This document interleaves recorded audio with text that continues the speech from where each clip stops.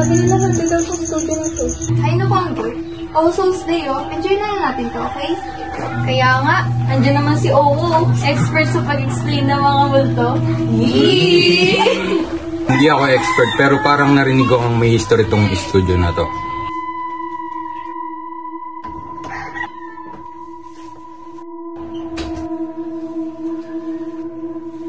Guys, tignan niyo tong painting. Parang gumalaw yung mata. Ay, naku, Angel. Imagination mo lang yan. Teka, nakita niyo ba yun?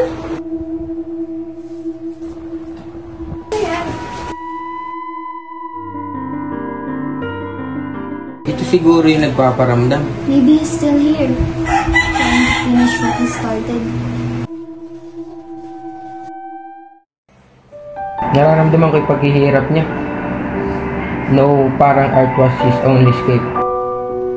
Parang bawat strokes, may dala siyang kwento. Maybe All Souls Day isn't just for remembering, maybe it's for letting go too.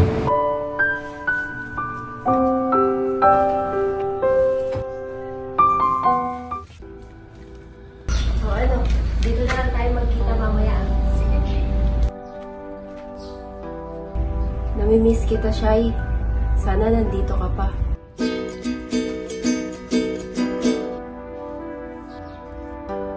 Alam kong nandito ka pa rin, Shai. Through the tulips with me. Ate, ang dami kong gustong sabihin sa'yo. I miss you so much, ate.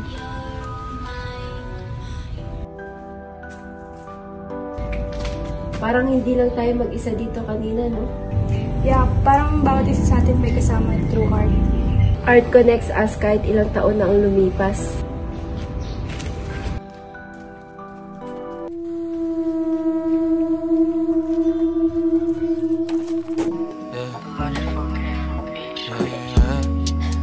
Ba, ayos ah.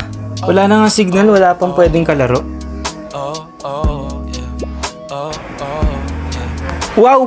Sana all masaya.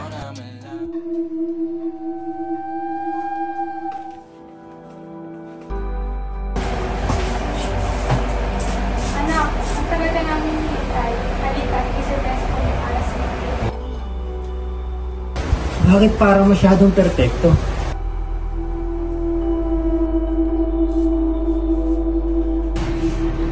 Ano to?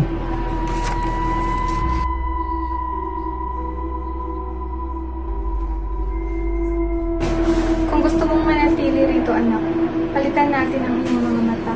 Magiging bahagi ka ng kwento namin. Habang